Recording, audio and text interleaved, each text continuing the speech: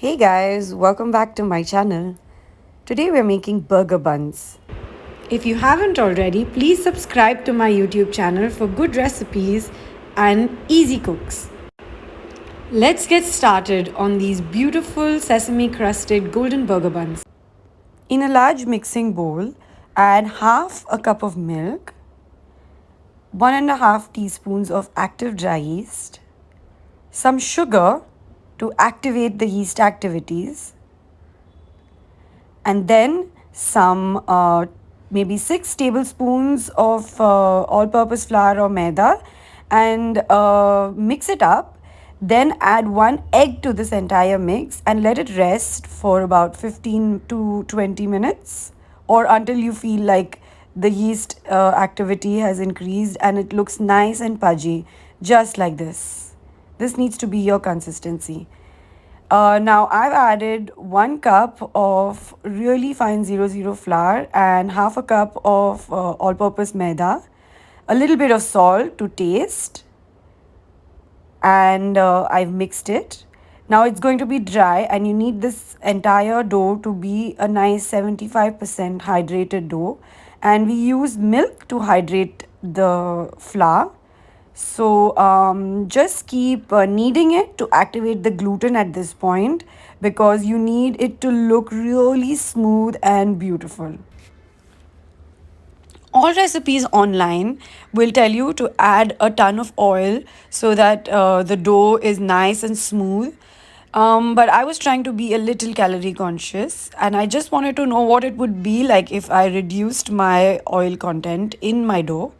So what I did was every time the dough would stick to the counter or to my hand, I would just add a little bit of olive oil to my palms, grease my hands, and then start kneading again, which would eventually transfer all the oil into the dough. Kneading can be quite a stressful process if you don't like it, but the only trick to make your bread really nice is to knead it well with lots of love. So I would always suggest to play some music in the background while you're kneading because it'll make you knead to a tune or subconsciously and in turn fill your bread with tons of love. Now cover this with a wrap or with a moist cloth and just let it rest. 1 hour later, my dough has doubled in size. So I'm just going to pull it together and then cut it into 3 to 4 equal bits depending on how big you want your burger buns. We are a family of 4 and so I decided to make 4 buns.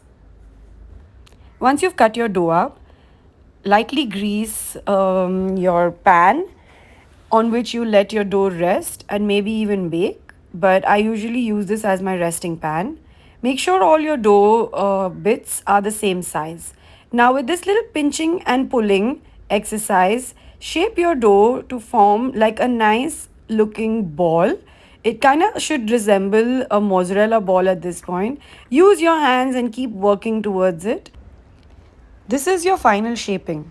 So please make sure that your burger heads are really smooth. If it's not, then you may not get like beautiful looking, perfect round contoured burger buns. And that would be a shame because of all the hard work you've put in. So take some extra time out, keep pinching, keep pulling, keep shaping, use some oil on your hand if you feel it's getting sticky, but make sure your shape is really nice because this is the last time you touch your dough. Once you finish shaping all your dough into buns, let them proof for about 30 to 40 minutes until it's doubled in size. Do not overproof or you'll lose your shape. Do a little poke test. If the dough springs back up without leaving a dent, that means your dough is beautiful and ready.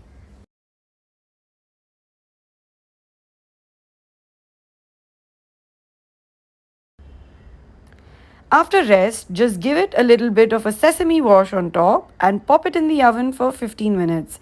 Work with your senses. Your nose and eyes will tell you when your buns are ready. As soon as you see a nice golden crust, definitely pull it out. It's ready. Look at that beauty. It smells good and man, it tastes well. I served my burgers with crinkle fries. A little secret about the entire burger was that the bread used very little oil. The chicken and fries were air fried, so absolutely no oil. Next up on my channel would be air fried chicken and crinkle fries. If you haven't already, please subscribe.